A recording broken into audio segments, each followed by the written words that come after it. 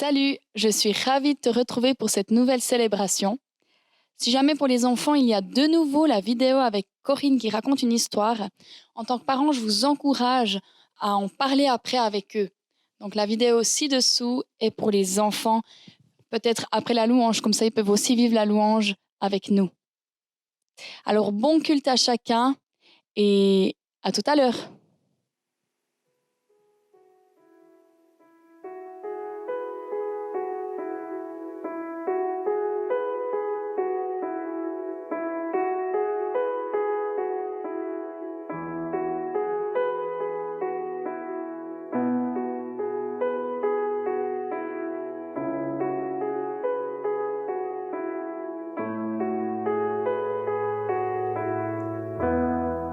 Que le chant de mon cœur ne s'arrête jamais, saisi par Dieu à chaque instant.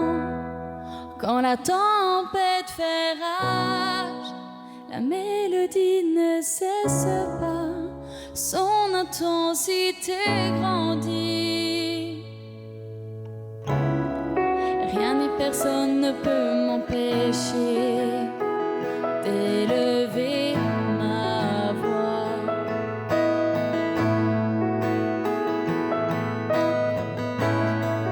Rien ni personne ne peut m'empêcher d'élever ma voix.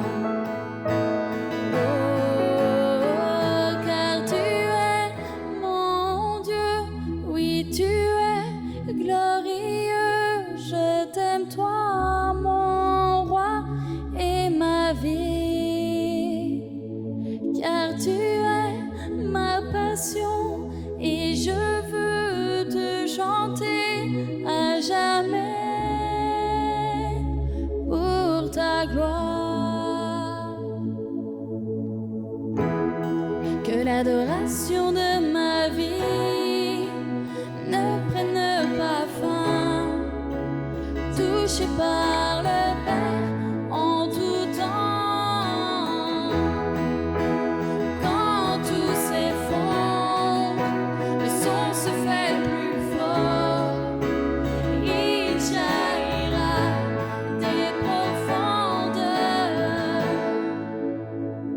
car tu es mon Dieu, oui tu es glorieux, je t'aime toi mon roi et ma vie, car tu es ma passion et je veux te chanter à jamais pour ta gloire, ta paix est sur moi, tout est entre tes mains. Mes tempêtes sont comme une brise légère pour toi. Ma louange précède ton miracle. Ce que tu me demandes, c'est d'être fixé sur toi. Ta paix est sur moi, tout est entre tes mains. Mes tempêtes sont comme une brise légère pour toi. Ma louange précède ton miracle. Ce que tu me demandes, c'est d'être fixé sur toi, car tu es mon Dieu, oui tu es glorieux, je t'aime toi mon roi et ma vie, car tu es ma passion et je veux te chanter à jamais pour ta gloire.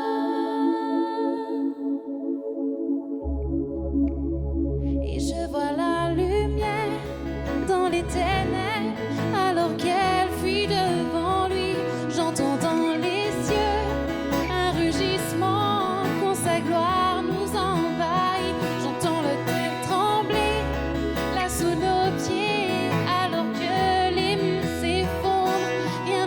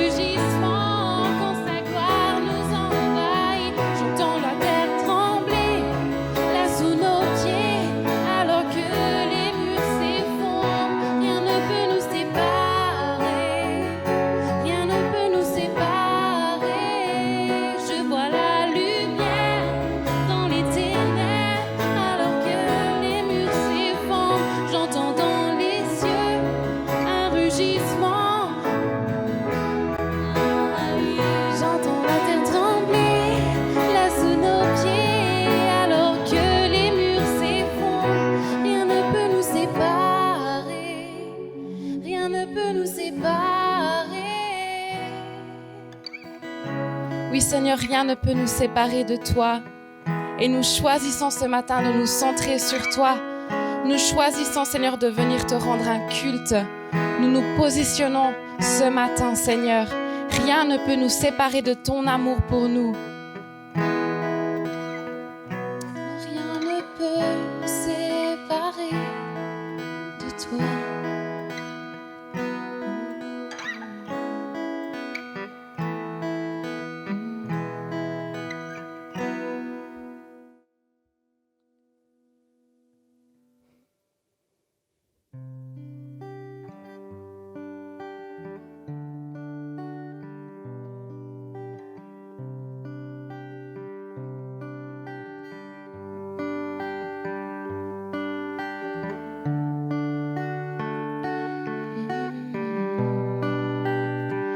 Tu es là, présent parmi nous, et je t'adore, et je t'adore.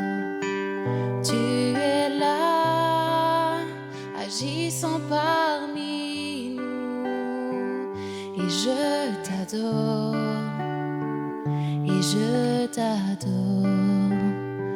Tu es là, tu restaures les cœurs brisés, et je t'adore, et je t'adore. Tu es là, transformant toutes les vies, et je t'adore, oui, je t'adore. Tu ferais un chemin au Père des miracles, tu tiens tes promesses, lumière dans les ténèbres. Mon Dieu, c'est ce que tu es. Tu ferais un chemin au Père des miracles, tu tiens tes promesses, lumière dans les ténèbres. Mon Dieu, c'est ce que tu es. Tu es là, présent parmi nous, et je t'adore, oui, je t'adore. Tu es là, agissant parmi nous, je t'adore, oui, je t'adore. Tu es là, tu restaures les destinées, et je t'adore, oui, je t'adore. Oui, tu es là, tu impactes nos vies, et je t'adore, je t'adore. Oui, tu ferais un chemin, tu ferais un chemin au Père des miracles, tu tiens tes promesses, lumière dans les ténèbres. Mon Dieu, c'est ce que tu es. Oui, tu ferais un chemin, tu ferais un chemin au Père des miracles, tu tiens tes promesses, lumière dans les ténèbres. Mon Dieu, c'est ce que tu es. Chantons, tu ferais un chemin, tu ferais un chemin au Père des miracles, tu tiens tes promesses, lumière dans les ténèbres. Mon Dieu, c'est ce que tu es. Oui, tu ferais un chemin, tu ferais un chemin au Père des miracles, tu tiens tes promesses, lumière dans les ténèbres. Mon Dieu, c'est ce que tu es. Oui, c'est ce que tu es. C'est ce que tu es. C'est ce que tu es. C'est ce que tu es. C'est ce que tu es. C'est ce que tu es. C'est ce que tu es. C'est ce que tu es. Même si je ne le vois pas, tu agis. Même si je ne le sens pas, tu agis. Tu es toujours, toujours en action. Tu es toujours, toujours en action. Même si je ne le vois pas, tu agis. Même si je ne le sens pas, tu agis. Tu es toujours, toujours en action. Tu es toujours, toujours en Proclamons. Même si je ne le vois pas, tu agis. Même si je ne le sens pas, tu agis. Tu es toujours, toujours en action. Tu es toujours, toujours en action. Même si je ne le vois pas, tu agis. Même si je ne le sens pas, tu agis. Tu es toujours, toujours en action. Tu es toujours, toujours en action. Tu ferais un chemin au Père des miracles. Tu tiens tes promesses, lumière dans les ténèbres. Mon Dieu, c'est ce que tu es. Tu ferais un chemin au Père des miracles. Tu tiens tes promesses, lumière dans les ténèbres. Mon Dieu, c'est ce que tu es. C'est ce que tu es. C'est ce que tu es. Oui, c'est ce que tu es. C'est ce que tu es. C'est ce que tu es. C'est ce que tu es. C'est ce que tu es. C'est ce que tu es.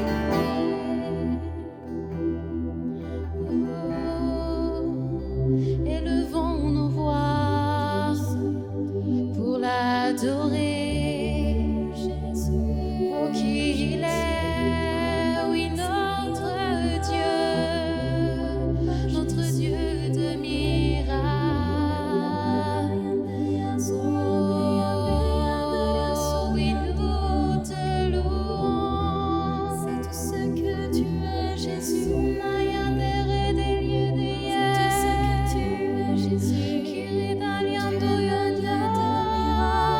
Le Dieu des promesses, le Dieu fidèle.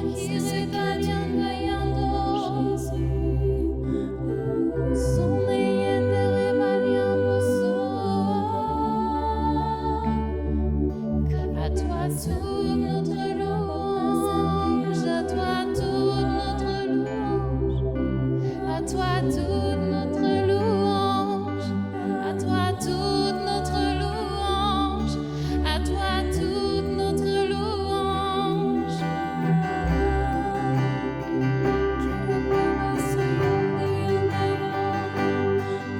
Toute notre louange, notre Dieu. Jésus, c'est ce que tu es.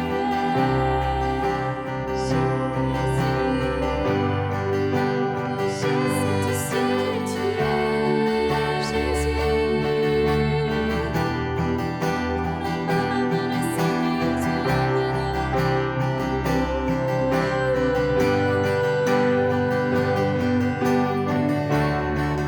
Oui, c'est ce que tu es. Chantons, tu ferais un chemin au Père des miracles. Tu tiens tes promesses, lumière dans les ténèbres. Mon Dieu, c'est ce que tu es. Oui, tu ferais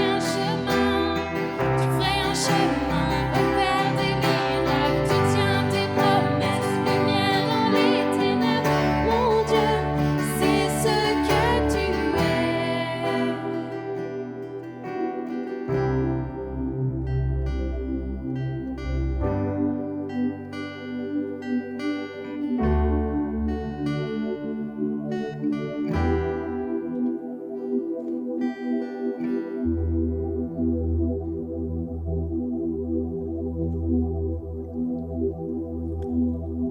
Celui qui fait voir les aveux est présent ici devant moi, est présent ici devant moi. Celui qui fait entendre le sourd fait disparaître toutes mes craintes, fait disparaître toutes mes craintes. Oui, je crois en toi. Oui, je crois en toi. Tu es le Dieu des miracles. Oui, je crois en toi. Oui, je crois en toi. Tu es le Dieu des miracles. Celui qui peut faire l'impossible. Mais je rejoins pour me restaurer. Me rejoins pour me restaurer. Celui qui a vaincu la mort. Sa vie se répand dans mes veines. Sa vie se répand dans mes veines. Celui qui peut faire l'impossible. Me rejoint pour me restaurer. Me rejoint pour me restaurer. Celui qui a vaincu la mort. Sa vie se répand dans mes veines. Sa vie se répand dans mes veines. Oui, je crois en toi. Oui, je crois en toi. Tu es le Dieu des miracles. Oui, je crois en toi. Oui, je crois en toi. Tu es le Dieu des miracles. Oui, je crois. Oui, je crois en toi. Oui, je crois en toi. Tu es le Dieu des miracles. Oui, je crois en toi. Oui, je crois en toi. Tu es le Dieu des miracles, le Dieu qui était, qui vient. La puissance du ressuscité. Le Dieu qui redonne la vie. Tu es le Dieu des miracles. Tu es le Dieu des miracles. Le Dieu qui était, qui vient. La puissance du ressuscité. Le Dieu qui redonne la vie. Tu es le Dieu des miracles. Tu es le Dieu des miracles. Oui, je crois en toi. Oui, je crois en toi. Tu es le Dieu des miracles. Oui, je crois en toi. Oui, je crois en toi. Tu es le Dieu des miracles. Oui, je crois. Oui, je crois en toi. Oui, je crois en toi. Tu es le Dieu des miracles. Oui, je crois en toi. Oui, je crois en toi. Tu es le Dieu des miracles.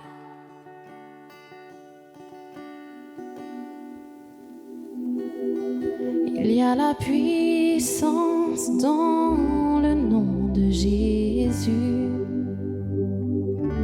Il y a la puissance dans le nom de Jésus.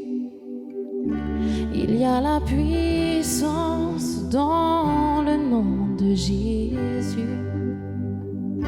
Pour briser les chaînes, briser les chaînes, briser les chaînes. Pour briser les chaînes, briser les chaînes, briser les chaînes. Il y a la puissance dans Jésus. Il y a la puissance dans le nom de Jésus. Il y a la puissance dans le nom de Jésus. Pour briser les chaînes, briser les chaînes, briser les chaînes, briser les chaînes, briser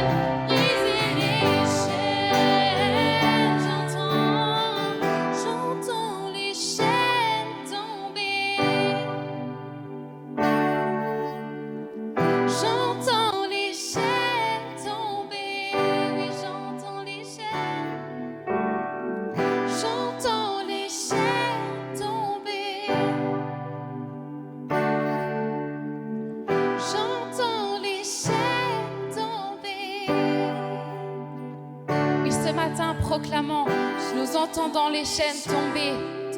Élève le nom de Jésus sur chaque chaîne et que les chaînes au nom de Jésus tombent ce matin. Les chaînes de la peur tombent ce matin. J'entends les chaînes tomber. Les chaînes de l'incrédulité.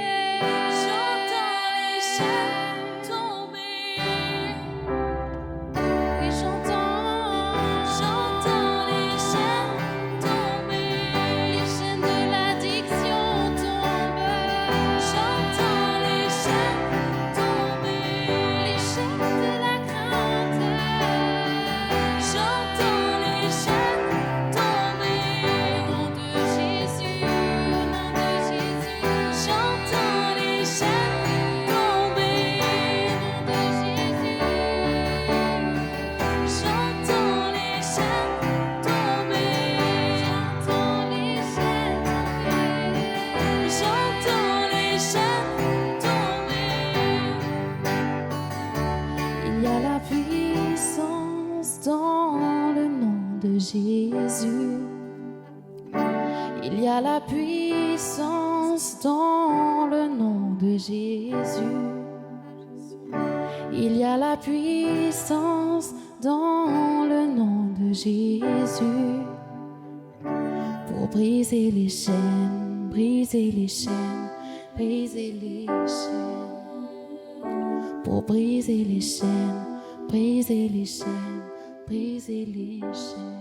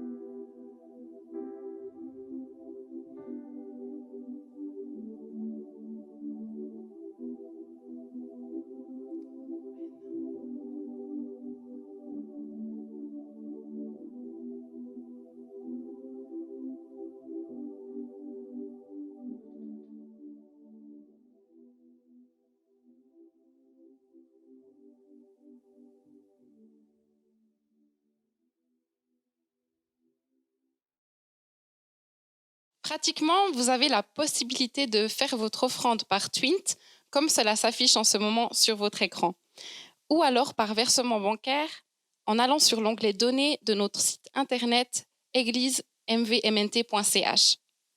Comme autre alternative, vous pouvez aussi placer vos offrandes dans une enveloppe que vous gardez à la maison et lorsque les cultes reprendront, vous pourrez l'amener dans la salle de culte. Lorsque nous donnons, nous attestons que c'est Dieu qui pourvoit à nos besoins et que c'est parce que lui nous a donné que nous pouvons donner en retour. Et nous attestons ainsi notre foi en lui et en sa bonté éternelle envers nous. Dans Matthieu 6, nous lisons « Ne vous inquiétez pas pour votre vie de ce que vous mangerez, ni pour votre corps de quoi vous serez vêtus, car votre Père céleste sait que vous en avez besoin. » Et le contraire de l'inquiétude, c'est la paix, l'espoir et le calme. Toutes ces choses que nous trouvons quand nous nous positionnons dans la foi. Oui, je crois que tout ce que j'ai vient de lui, qu'il connaît mes besoins et qu'il m'aime. Et je donne mon offrande comme une attestation de ma foi en lui.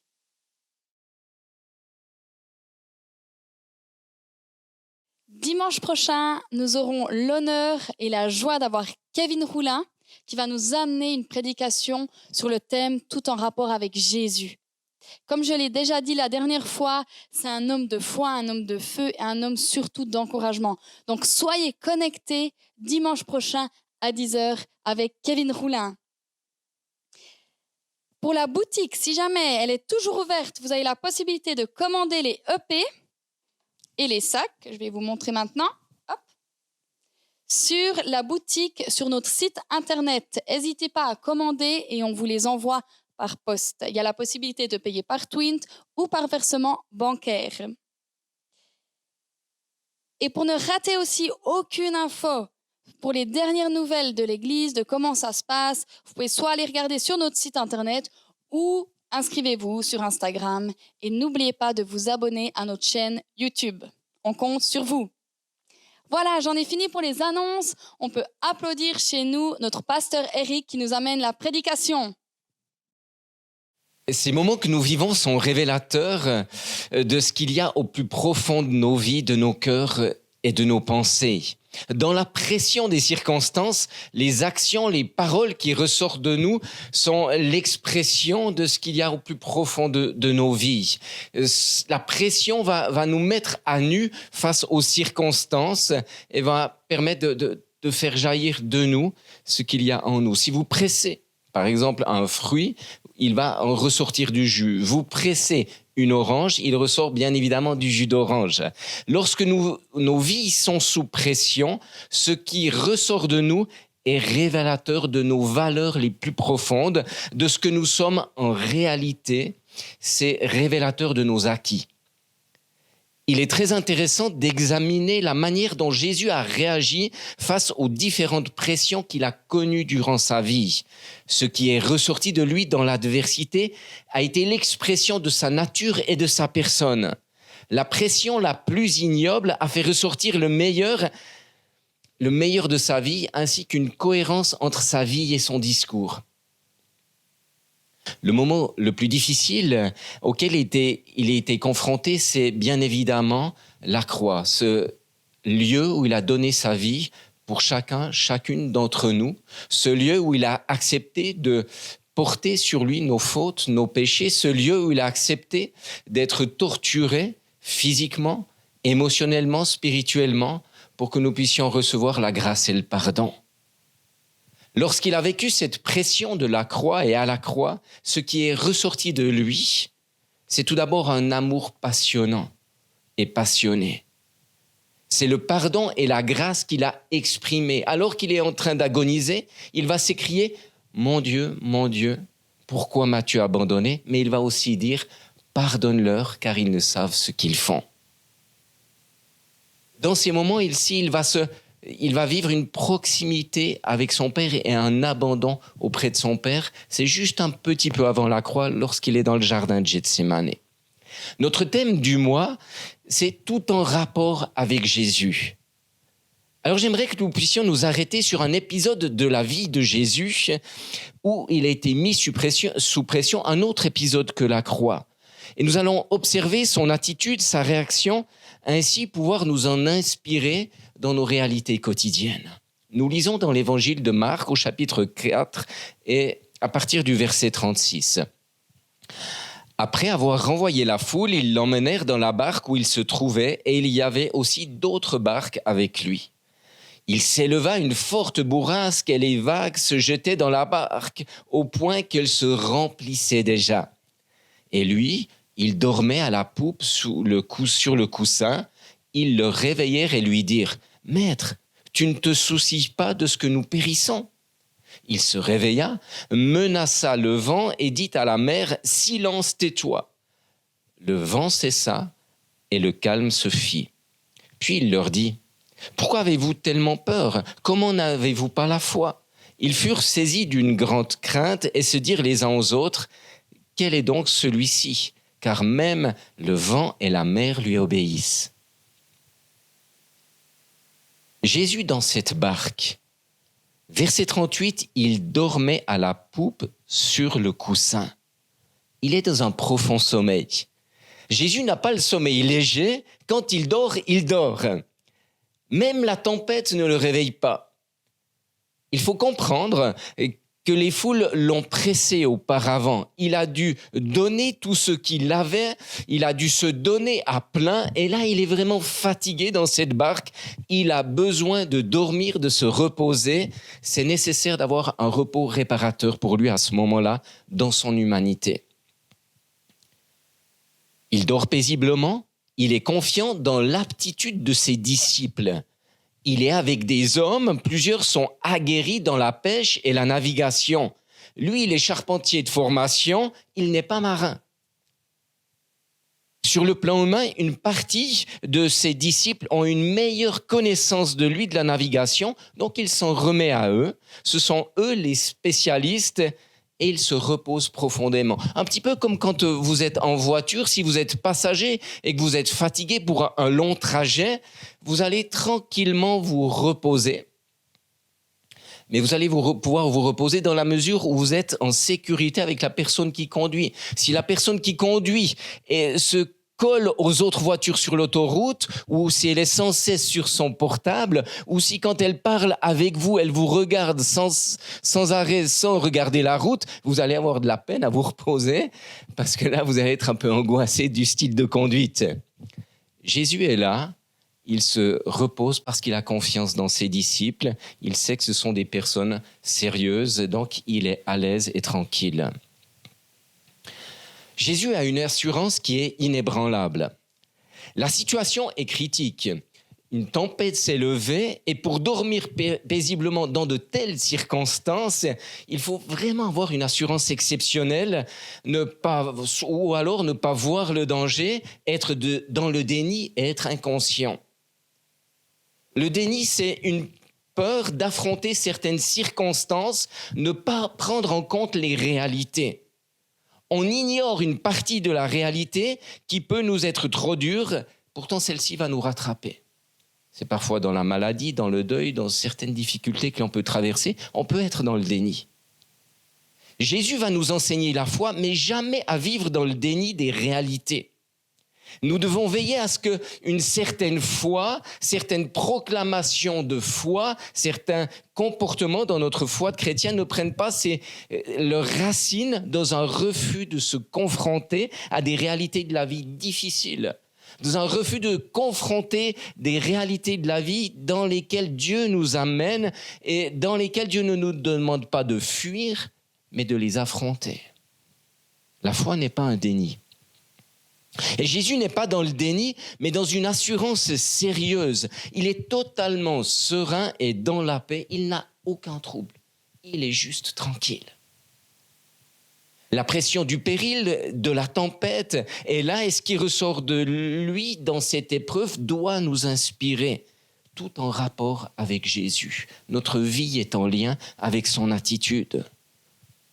Et cette assurance découle avant tout de la connaissance de ce qu'il est, c'est-à-dire de son identité de fils, mais aussi de la connaissance précise de la vocation et de la mission que le Père lui a confiée. C'est de cela que son assurance découle. La grandeur de la tempête lui importe peu.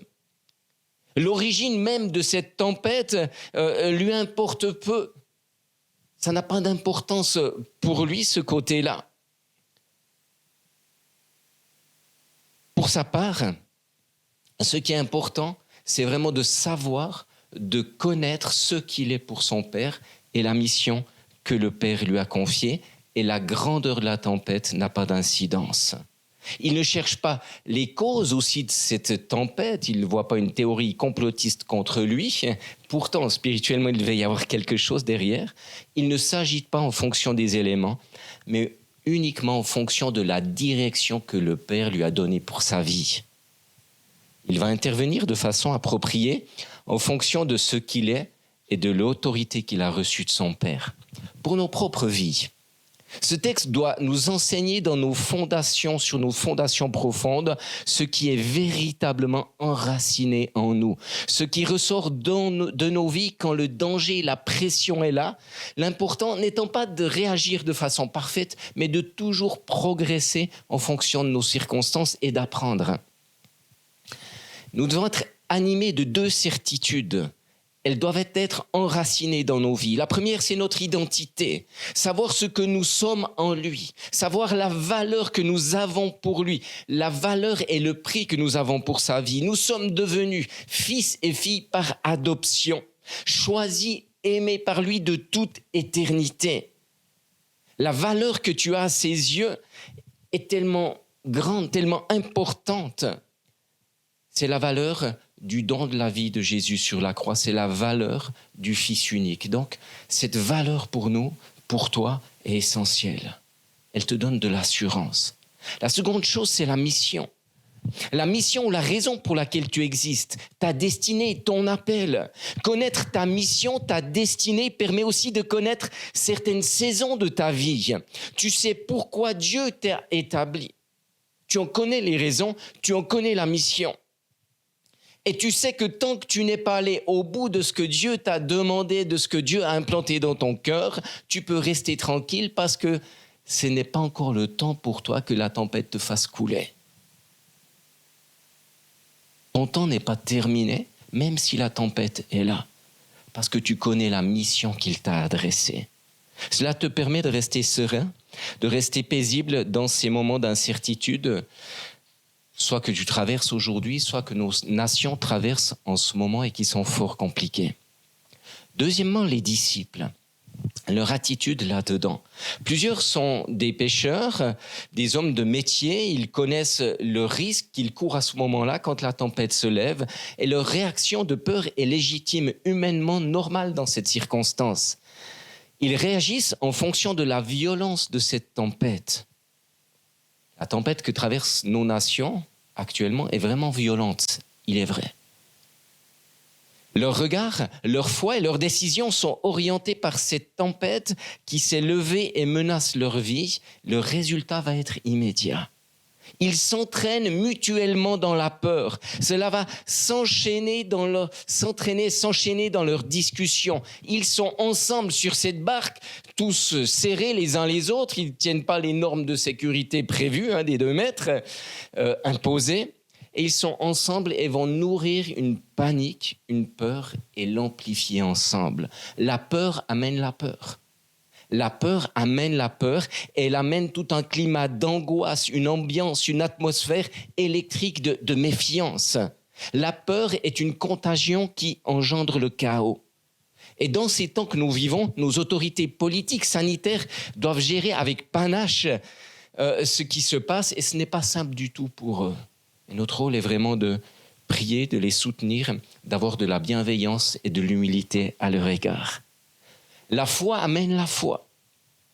La foi amène une atmosphère d'espérance, de vision, d'avenir, de joie et de compassion. Jésus est porteur, transmetteur d'un climat de foi, de grâce et d'espérance. Ça, c'est un bon virus. Pour les disciples, ce qui se passe est un réel défi. C'est une situation nouvelle qui implique une expérience de foi nouvelle. Nous n'avons pas un mode d'emploi pour les circonstances difficiles dans nos vies où, effectivement, à tel moment, une tempête, donc à la page 312 de notre manuel, on peut voir qu'est-ce qu'il faut faire, comment réagir. Non, nous n'avons pas cela. La vie nous entraîne dans des situations innovantes, dans ce qui est positif ou négatif. Pour Jésus aussi, c'est nouveau. Il n'a pas encore connu cette situation, mais il gère avec ce qui jaillit de sa personne. Chaque situation nous demande une foi innovante, renouvelée et inspirante. La situation que nous traversons aujourd'hui est sans précédent pour tous et au sein de toutes les nations. Ces situations mettent à nu ce qui est au plus profond de nous, ainsi que la gestion de la manière dont nous gérons les choses. En tant que chrétiens convaincus, l'attitude de Christ doit nous inspirer, nous aider et nous conduire, tout en rapport avec lui. Quelle atmosphère? Dans quelle atmosphère je me trouve où se trouve ma propre barque, la barque de ma vie? Quelle atmosphère je transmets autour de moi? Actuellement, on peut être contagieux par ce virus. On ne le sait pas forcément, mais nous pouvons être contagieux. On ne choisit pas cela. Ça peut nous arriver, ça peut nous tomber dessus. Par contre, nous pouvons faire le choix d'être contagieux. Contagieux par amour, contagieux avec amour, contagieux avec notre foi, débordant d'amour, de respect, de bonté, de bienveillance envers les autres. C'est cette contagion-là que nous voulons répandre. Ni mépris, ni déni, mais foi, compassion, humilité. Jésus dans notre barque. Jésus veut monter dans notre barque, il veut nous trouver, nous rencontrer, nous rejoindre, nous rassurer, être présent avec nous. quelle que soit la barque de ma vie, quel que soit l'état de ma barque, qu'elle soit en bon état ou en mauvais état, trouée, qu'elle soit, les situations de ma vie soient compliquées, peu importe. Jésus n'a pas peur d'entrer dans une barque ou de venir dans une barque qui est trouée. Il veut simplement venir et prendre place avec nous. Il veut simplement venir et prendre place avec toi dans ta barque. Il s'invite, mais il ne s'impose pas. Sans Jésus, les disciples auraient coulé. Ça aurait été fini pour eux. On a besoin de lui quand la mer est calme ou quand elle est agitée. C'est vrai que c'est souvent quand elle est agitée qu'on va faire appel à lui.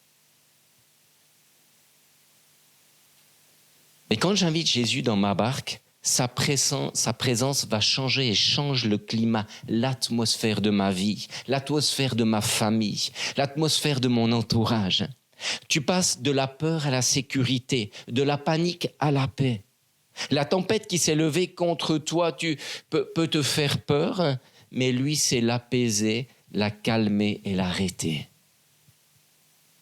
Si tu n'as pas encore invité Jésus à venir dans la barque de ta vie, c'est un temps ce matin pour le faire.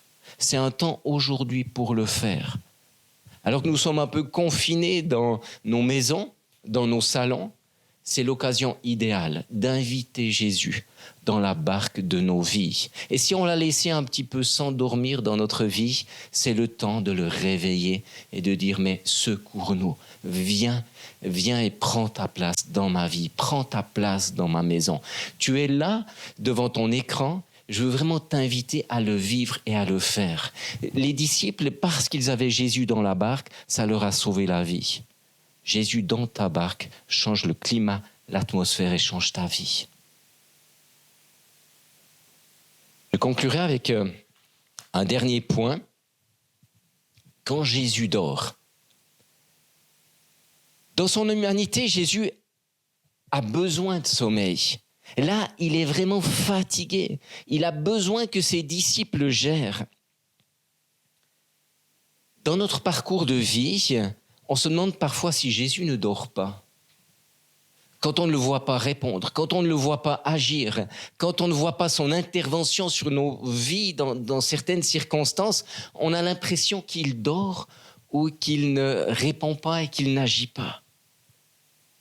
Quand les flots nous submergent, alors à ce moment-là, on va se tourner vers Jésus dans un élan de foi. Mais même quand ces flots nous submergent et que l'on n'entend pas sa réponse, que l'on n'entend pas sa conduite, que l'on n'entend pas sa direction, nos cœurs commencent à paniquer, à s'alarmer. Et on se dit que Jésus est parti loin de notre barque. Non, non, non. Dans ces moments, on commence à faire des reproches à Jésus. Les disciples ont fait des reproches à Jésus. Mais tu dors et on est en train de périr. Et parfois, dans nos circonstances, c'est un peu ce qu'on dit à Dieu. Ou alors, on nourrit une frustration, de la culpabilité contre nous et contre les autres aussi. J'aimerais dire que si Jésus dort dans notre barque ou dans nos circonstances de vie, quand il dort, c'est qu'il n'y a pas péril. Si Jésus ne répond pas, c'est que lui est tranquille. Et si lui est tranquille, je peux être tranquille. Mon agitation est inutile. Si lui est tranquille, sois tranquille. Si celui qui t'a créé est dans la barque et dans ta barque, quel est le problème? Quelle est la difficulté? S'il ne répond pas, s'il dort, c'est qu'il n'est pas inquiet. Alors ne sois pas inquiet. Réveillez Jésus. Nos peurs, nos angoisses vont réveiller Jésus. Dans ces moments-là, on crie à lui, on pleure, on se débat, on s'agite, on va même peut-être jeûner, prier. Il faut prier bien sûr. Et on s'agite jusqu'à ce que la mer redevienne calme parce que nous avons peur de cette tempête. Et lorsque Jésus prononce une parole d'autorité et que la mer se calme, alors on se réjouit. Waouh! Jésus a fait ce miracle. Il a calmé ma tempête. Il a calmé ce que j'étais en train de vivre qui était si difficile. Et je me réjouis et je témoigne de cela. Ma vie était agitée par les vents, ma vie était agitée par les flots. Et Dieu a fait le miracle il a ramené le calme dans ma vie. Ma vie était tout à nouveau paisible. Et comme les disciples se sont émerveillés, les vents et la mer lui obéissent. Et c'est une très bonne chose parce que Jésus fait des belles choses dans notre vie. Il le fait car il nous aime. Mais notre compréhension doit aller plus loin que cela. À ce moment, Jésus avait besoin de repos dans son humanité. Il avait besoin de continuer à se reposer. Il avait besoin que les disciples gèrent cette situation. Il aurait préféré que les disciples gèrent cette situation de péril. Pour pouvoir continuer à dormir, il avait besoin que les disciples exercent l'autorité, avec les compétences qu'ils avaient, l'autorité que Jésus leur avait lui-même donnée. Ils avaient les compétences humaines et spirituelles pour faire changer les choses. Jésus leur avait confié le job, mais eux laissent les circonstances voiler leur compréhension, dominer leur vie, dominer leurs émotions et leurs pensées. Souvent, nous allons réveiller Jésus. Actuellement, bien sûr, Jésus ne dort plus, c'est une image. Mais nous allons réveiller Jésus, nous le sollicitons, nous crions à lui, entraînés par nos peurs. Nous pouvons même organiser des belles rencontres de prière animées par nos peurs, où la source, la motivation première, c'est la peur qui nous domine, qui nous amène ou qui amène certains styles de prière. Nous nous agitons humainement et spirituellement pour tout faire bouger jusqu'à ce que Jésus se réveille pour calmer les choses, ramener une eau paisible pour que notre vie soit paisible. En réalité, nous lui demandons de faire ce pourquoi il nous a établis, d'accomplir la mission qu'en réalité il nous a confiée et qu'il t'a confiée. Et quelle est cette mission ? Cette mission, c'est pas d'aller vider les congélateurs des grandes surfaces, ni de faire des réserves de guerre de papier WC. Faut pas confondre corona et grippe intestinale. Non, notre mission, c'est de calmer les tempêtes dans le cœur des autres, dans nos vies tout d'abord, mais aussi dans le cœur des autres, d'être rassurant, plein d'espérance, de foi, d'amour, de bienveillance. Alors comment communiquer aux autres ce que nous ne vivons pas ou ce que nous vivons en tant que chrétiens qu'en temps de calme et de paix, de beau soleil ? En réalité, Jésus voulait que les disciples accomplissent eux-mêmes le miracle, accomplissent eux-mêmes ce pourquoi il les avait établis. En réalité, Dieu veut faire de toi le miracle pour les autres. Je conclue en disant, dans ces moments de trouble, notre comportement est révélateur de ce qui est au fond de nous. Une orange produit un jus d'orange. Un chrétien pressé doit produire l'amour, la bienveillance, l'humilité, l'engagement, le respect. Tant de valeurs essentielles que les personnes qui nous entourent ont besoin de recevoir et de vivre au travers de nous. Nous voulons le refléter, nous voulons regarder à lui dans cette période, regarder à son attitude, nous voulons garder notre foi et garder notre sang-froid. Nous allons prier. Et là, à la maison, alors que si vous êtes seul ou en famille, ensemble, nous voulons incliner nos cœurs devant ce Dieu de grâce, devant celui qui a calmé la tempête, devant celui qui veut calmer nos tempêtes aussi, et devant celui qui nous a équipés pour calmer les tempêtes des autres.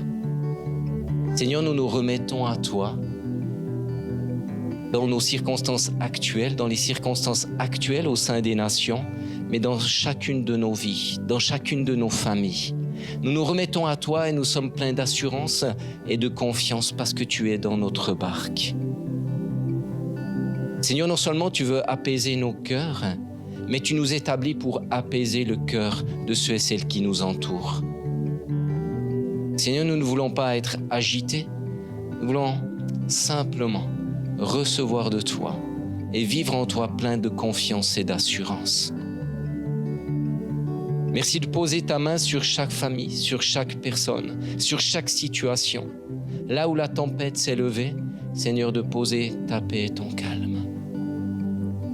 Là où il y a des situations compliquées familiales, là où il y a des situations de déchirure et de déchirement, Seigneur notre Dieu est en ta main ce matin et aujourd'hui.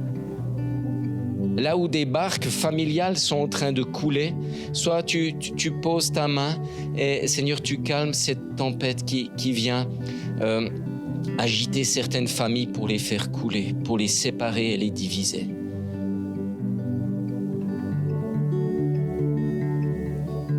Seigneur, pose ta main de grâce sur chaque vie aujourd'hui. Nous te bénissons. Amen. Seigneur, je me trouve dans ce désert abandonné. Je n'en comprends pas la raison. Je crie, je t'appelle au secours.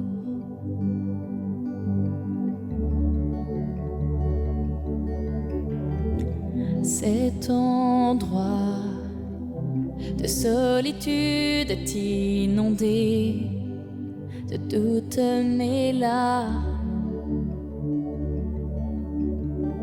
Je tends la main et tu me tiens. Tu ne me laisseras pas sombrer. Dans ton regard, reflet de grâce, l'espoir revient. Tu calmes ma douleur. Ta voix s'élève, l'amour jaillit, ton réconfort m'envahit. Tu me redonnes courage. Jésus, Jésus,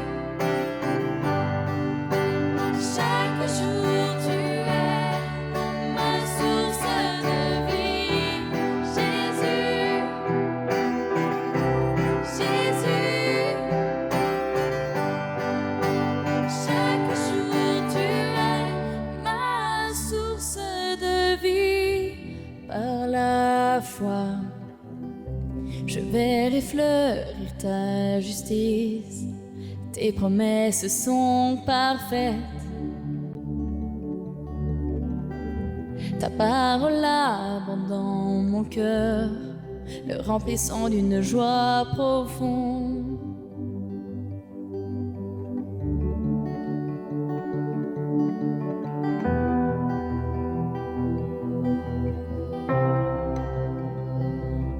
Oui, la joie me vient de toi. Oui, la joie me vient de toi. Oui, tu es notre Dieu. Nous gardons confiance en toi. Oui, la joie me vient de toi. Oui, la joie me vient de toi. Je garderai confiance en toi. Ma confiance est en toi. Je garderai confiance en toi. Ma confiance est en toi. Je garderai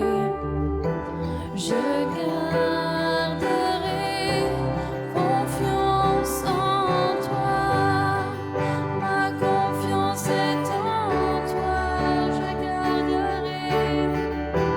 Je garderai confiance en toi. Ma confiance est en toi. Je garderai toujours confiance en toi. Et confiance en toi, Jésus.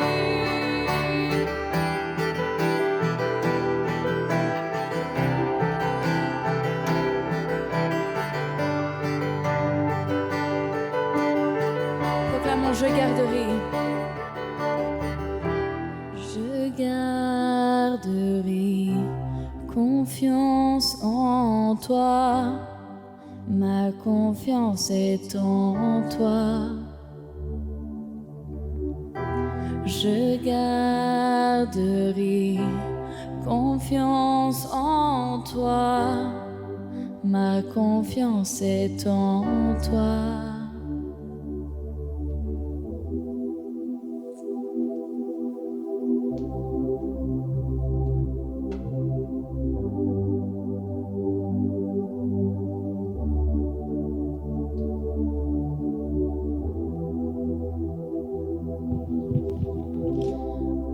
On arrive au bout de cette célébration et j'aimerais encore juste vous inviter, si vous êtes à plusieurs à vivre cette célébration ensemble, je vous invite à prier pour les uns et les autres pour confirmer, réaffirmer cette confiance en Dieu, mais aussi que vous soyez le miracle pour les autres. Et vraiment, je vous invite à prier. Et si vous êtes seul, priez aussi pour vous-même. Mais je crois que c'est un moment important.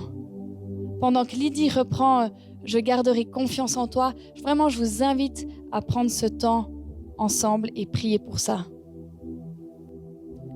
Confiance en toi, ma confiance est en toi. Je garderai confiance en toi, ma confiance est en toi. Je garderai confiance en toi, ma confiance est en toi.